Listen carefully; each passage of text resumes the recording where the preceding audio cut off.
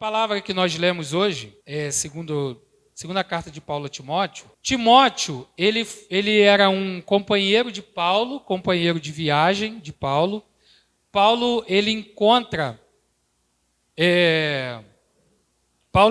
Timóteo em Atos, né?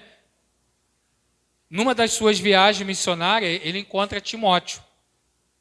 E ele leva Timóteo com ele.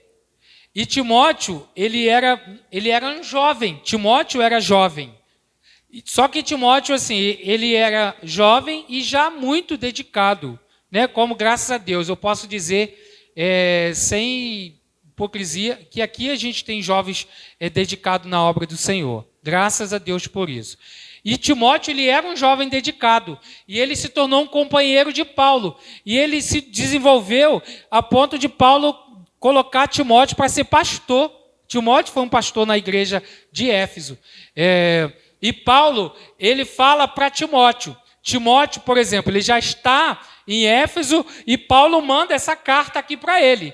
Aí Paulo fala assim para Timóteo: tu, pois, meu filho, ou seja, Paulo tinha uma relação com Timóteo de pai para filho. Paulo chama Timóteo de filho. E ele diz assim, ó: tu, pois, meu filho, fortifica-te na graça que há em Cristo Jesus. Olha que palavra muito interessante. Ele traz essa palavra de fortalecimento para Timóteo. Por quê? Ele sabe que Timóteo, no decorrer da sua caminhada, ele vai precisar de quê, irmão? De força. Por que vai precisar de força? Porque é normal. Eu não estou dizendo aqui do cansaço físico. Cansaço físico é natural. Eu sei, daqui, eu observo que às vezes eu sei quando chega um irmão na igreja cansado, meio abatido, né, da atividade, isso é normal. Às vezes a gente chega, e eu sei que às vezes quando a gente está cansado, é mais difícil para a gente se concentrar na palavra, na oração, no louvor. Isso são coisas normais, que você chega em casa, você dorme e depois você acorda bem. Não é verdade? Irmãos, eu sempre estabeleci na minha vida meta. Por exemplo, eu sempre gostei muito de... Muito não, assim é demais também. Eu gostei de ler. E eu gostava muito de ler a Bíblia toda. E eu acordava de madrugada para ir trabalhar. E sabe como eu fazia para ler a Bíblia? Eu lia no trem, porque ficava 1 hora no trem. Falei, é 1 hora que eu tenho para ler a Bíblia.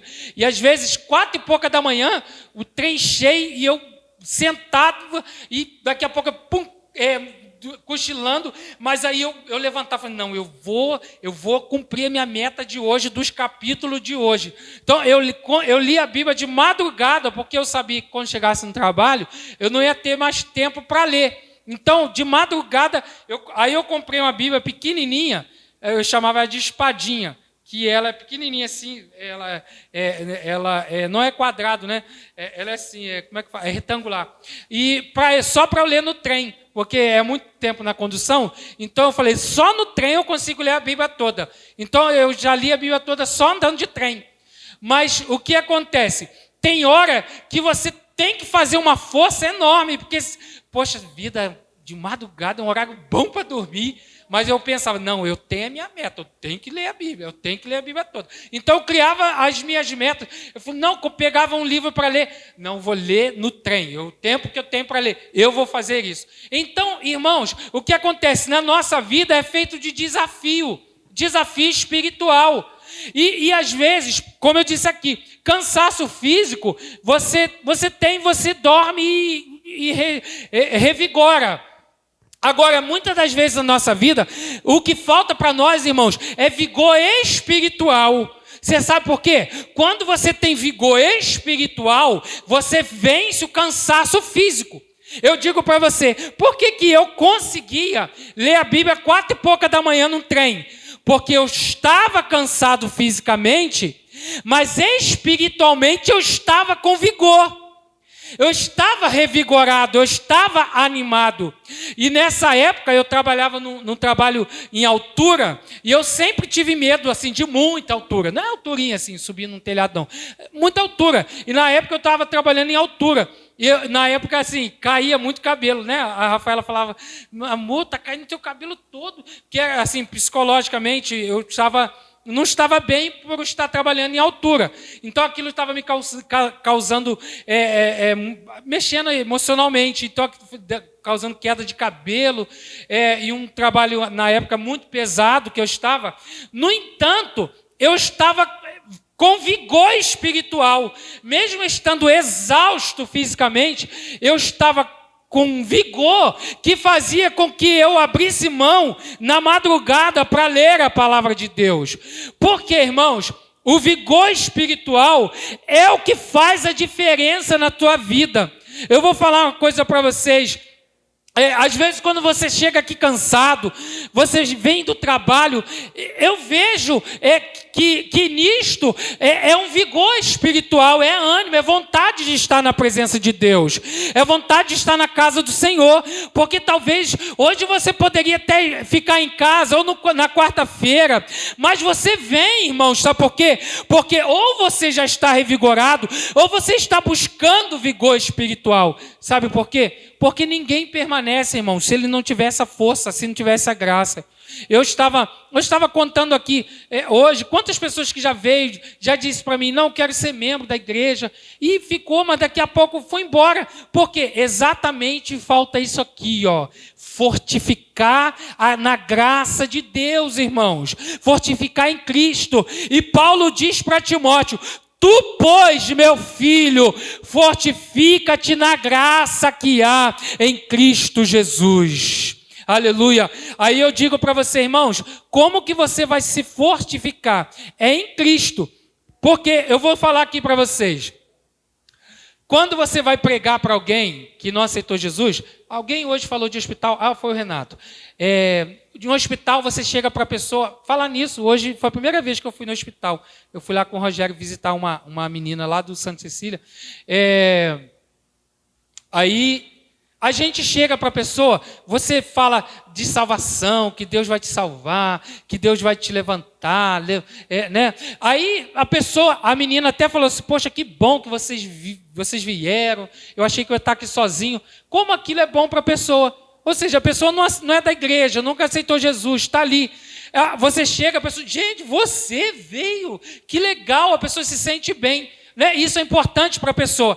Aí, mudando para o lado do crente, aí vamos dizer que alguém diz assim, poxa, eu estou fraco na fé. Aí, o que eu vou ter que falar, irmãos? O que eu tenho que falar para o crente? Porque para o pecador a gente fala isso, para o pecador no sentido assim, a pessoa que não é crente. Aí eu falo, Jesus te salva, te liberta, te transforma. Para o crente, como que a gente faz? A pessoa diz assim, poxa, eu sumi da igreja. Por quê? Porque eu estou desanimado, eu não quero mais para a igreja. E aí, irmão, como é que faz? Qual remédio que toma? Qual a solução? Na verdade, a solução é isso aqui, ó. Fortifica-te na graça que há em Cristo Jesus. Irmãos, aí eu vou tratar em miúdos aqui, colocando o pinguim no i. Quando o crente está fraco, o que você faz? Vai orar. Você está fraco? Vai ler a Bíblia. Está ruim para o teu lado, eu estou quase parando. Vai jejuar. Coloca a tua boca no pó e vai buscar força de Deus.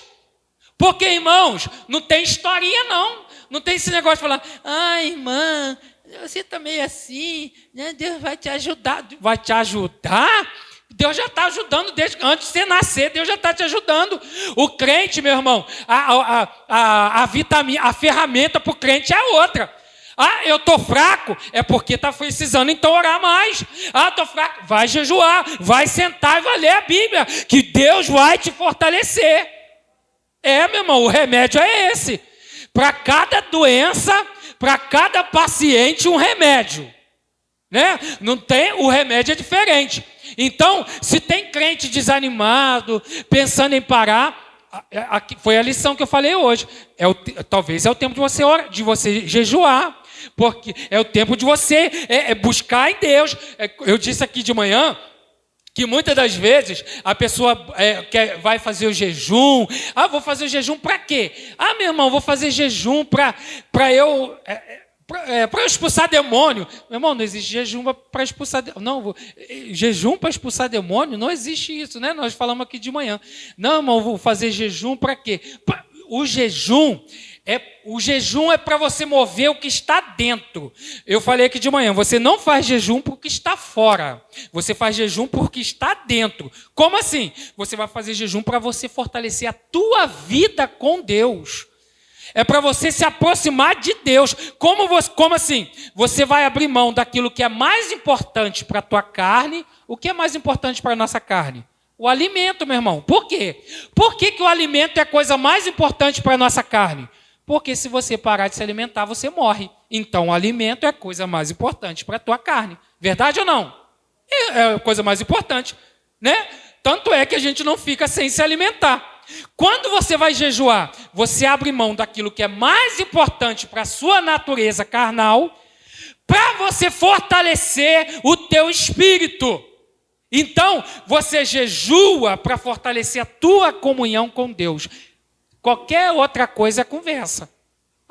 Eu vou jejuar para eu me tornar, para eu ficar poderoso. Irmãos, quanto mais você busca a Deus, mais você vai vendo a sua limitação, a sua pequenez, a sua necessidade de buscar a Deus. Sabe por quê? Orar, jejuar, ler a Bíblia é como um espelho. Quando você olha no espelho, você vê quem, Renato? Quando você olha no espelho, você vê você. Quando eu leio a Bíblia, é um espelho. Quando eu leio a Bíblia, eu me vejo. Quando eu jejuo, eu me vejo. Não tem essa coisa de, irmãos, começo a orar, eu começo a jejuar, começo a ver defeito no outro. Está errado. Está errado. Quando eu começo a orar, eu começo a jejuar, eu começo a ler a Bíblia, eu começo a me ver. Eu me vejo. Já está precisando orar mais, meu filho. Está precisando ler mais a Bíblia, hein? A Bíblia está falando sempre para quem está lendo. A Bíblia não está falando para o outro, não, meu irmão. A Bíblia está falando para quem está lendo. A Bíblia é um espelho. Você lê a Bíblia, está falando para você. Tu, pois, meu filho, fortifica-te na graça. Aí eu estou aqui falando, o irmão tem que se fortificar, irmão. Não, senhor. É tu. Olha só, olha a expressão que o apóstolo fala para Timóteo. Tu, pois, meu filho, fortifica-te na graça que há em Cristo Jesus. Ele está dizendo para mim, ou seja, você está lendo, não está? É para você. Eu estou lendo, é para mim. Quando você ora para você se fortalecer em Deus. Então, quando você ora, você está olhando a tua vida, você está se fortalecendo em Deus. Então, quando der vontade de parar, tem um hino muito antigo, na época da minha mãe, que cantava assim, quando der vontade de parar, continue sempre avante. Quando fica triste o caminhar, continue sempre avante. Meu irmão, toda hora que der vontade de parar, continue avante. Dá vontade, às vezes dá aquela vontade de desistir, né? Aí o que você tem que fazer? Tem que desistir? Vai orar, meu irmão. Isso é um termômetro.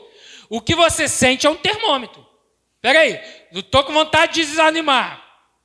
Você tem que desanimar porque está dando vontade de desanimar? É um sinal de que você tem que ter em alguma área você está faltando.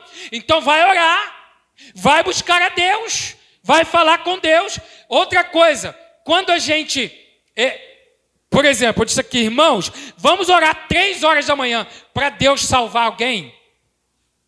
Não é isso que eu falei? Quando você ora por alguém, você está fortalecendo a sua vida, meu irmão. Não esqueça disso.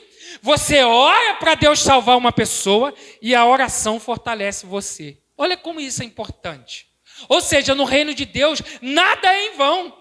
Aí alguém disse assim, mas eu tô ruim, eu tô fraco, vou orar para o outro. Quando você ora por alguém, a oração está fortalecendo você. Porque não existe oração em Deus que seja em vão, meu irmão.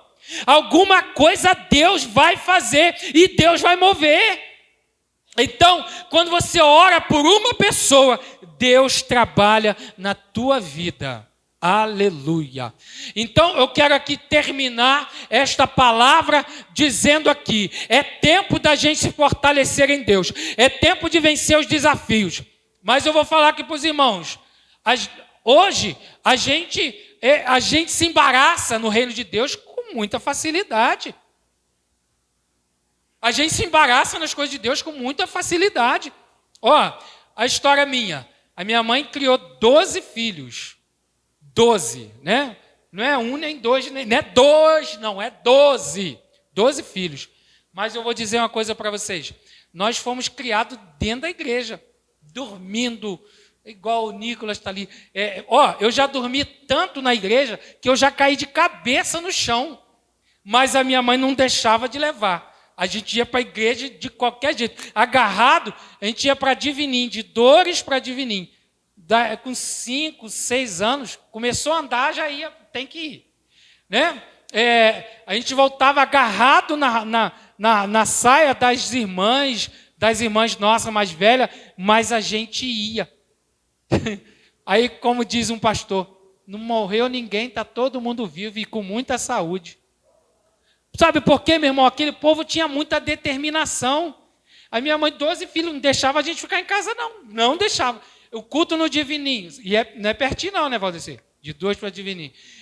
A gente ia, Dores para Bananal, ia todo mundo. Sabe por quê? Porque as pessoas entendiam o propósito de servir a Deus. Meu irmão, eu vou dizer uma coisa para você, tudo que você faz no reino de Deus tem recompensa.